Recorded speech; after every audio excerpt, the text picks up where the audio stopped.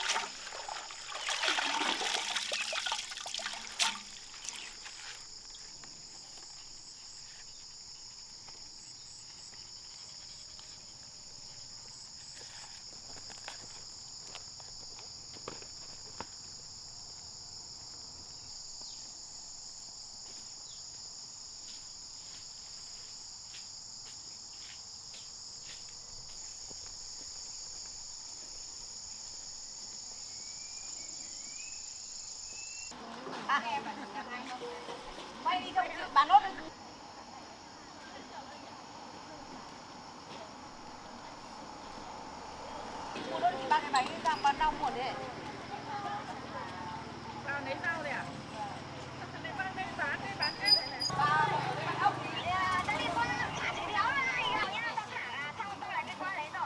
Vâng, khoảng 2-3 phút. Người nhìn hai trước rồi.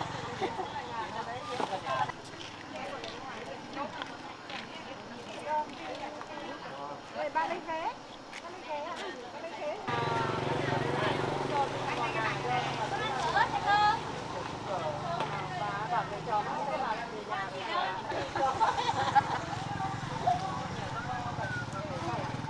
Rau con vừa nhổ xong đấy.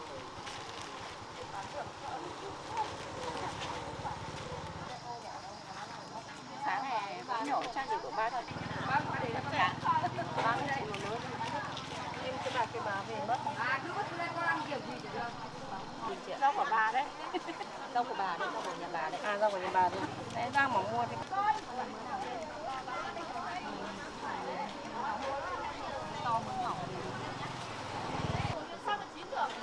đơn nhá. Rau của bà hôm nay đây à? Thế 2 cân. Anh nó không phải ngon mà. Quẩy cái đấy được, quẩy cái này được. Quả nắng ngon mà. Cái gì?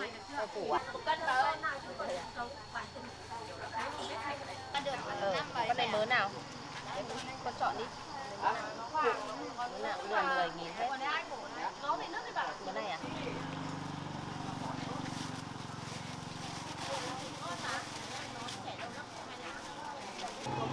Nó chẳng. Em thấy anh có này. Mớ chị ạ.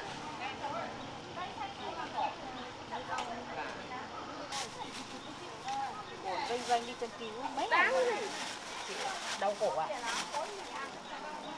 Nó quẩy củi. Cô về con ơi, con có xe. Bấm đâu? Tôi báo rồi thì coi. Không làm bánh à? Cô nào này? Người mớ bà cũng có đến nơi đâu bán theo mớ, không bán theo cân đâu. Cái này ngon mà. Thôi, nếu một mớ. Đón vậy lại bảo chúng nhà cô về cứ điện lên. Nhà có rau nhưng mà không nào thích mấy. Đấy, cái rau mà mua ở Này 10.000.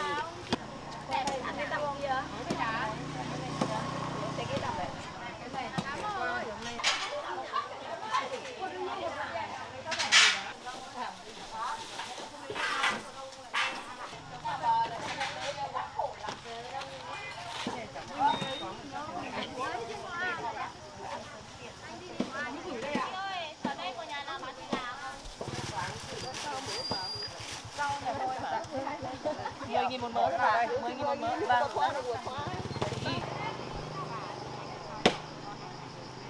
Vâng.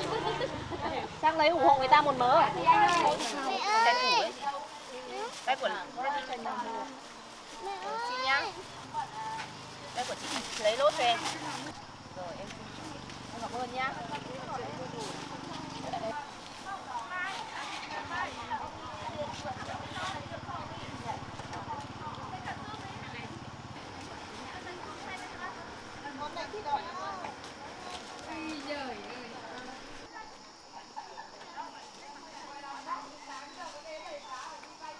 Nhân ơi, còn tí ruốc với thịt ngon đấy. Mà có bảo nó vào đấy. Nó bảo là để ship lên đây nó. Đã thế còn người ta có nhiều.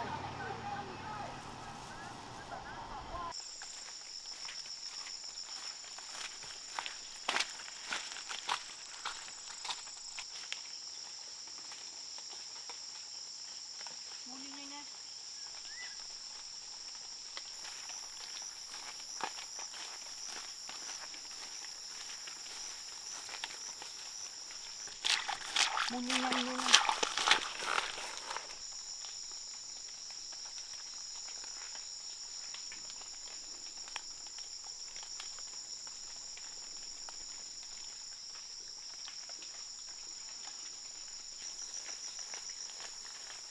Ơ sao con lại ngồi đấy một mình? Con đi cùng ai? Con đi cùng bà ạ. Bà đi đâu rồi? Bà con đi đâu con không biết ạ. Thế mưa này mà cứ ngồi đây một mình thế này à? Ừ ạ. Mặt mũi dính hết cả cái gì lên trên mặt này. Vâng. con lấy củ thế ạ. Thế à, không biết là thế bây giờ đi về nhà cô nhá, xong là tí nữa thì cô khác đưa dẫn nấu mì cho ăn, xong là đến lúc mà con chờ nếu mà nhớ đường về không? Không nhớ á? Thế bây giờ con đi về nhà cô cùng cô nhá, xong là tí nếu mà không thì đi ra xem mà đốt chết đi, thế đi cùng cô nhá. Xong mà tí cô khác dẫn về nhà. Đi. Buôn đi về nhanh. Đi nhanh con. Đi về xong là tí nữa ba cô dẫn về. Đi từ từ thôi con hơi ngã.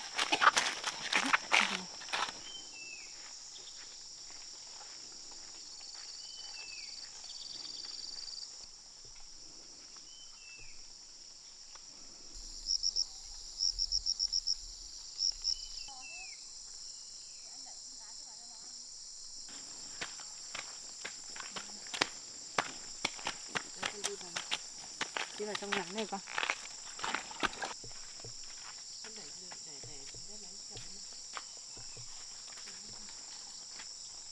Đấy nhá. Để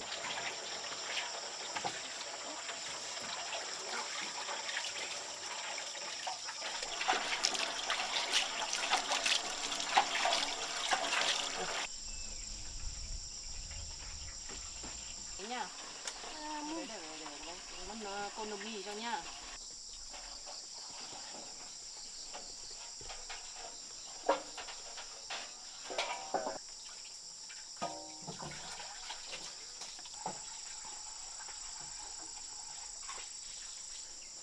Đấy, cô nấu mì cho, xong là tí hai cô cháu mình ăn.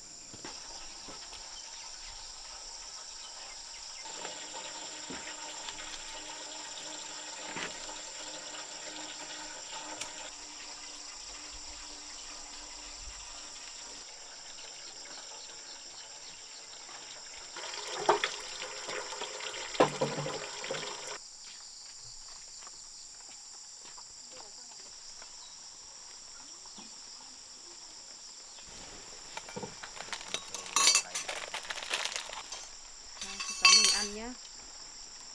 Muộn rồi.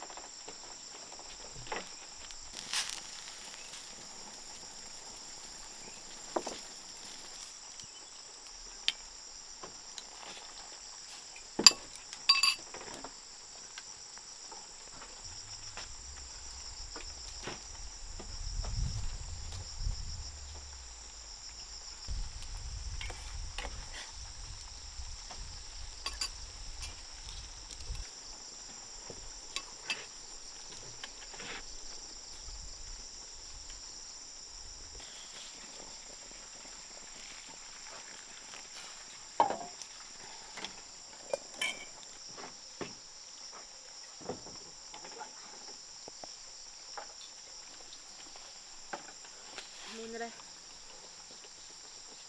Ra đây, Moon ngồi đây. Con ăn đi. Thôi ăn mấy nhá, ăn no nhá. Năm nay mấy tuổi rồi? Ừ? 7 tuổi à? Moon này, Moon ăn đi. Ăn đi con, vừa chưa đảo đều lên, thổi xong rồi cho nó đỡ nóng nhé. Ăn đâu hay là ở đây mấy cô không? Hay đi về bà? Moon ra đây không ăn à Moon?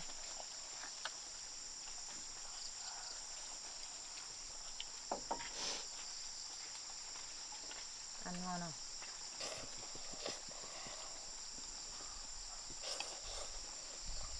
Lên đây.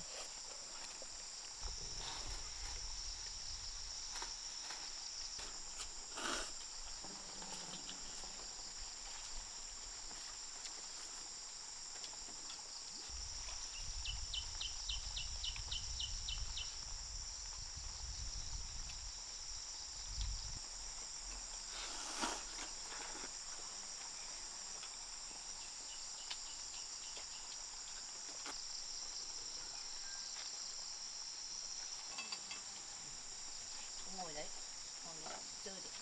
Ăn đi. Dọn đi nhớ chưa?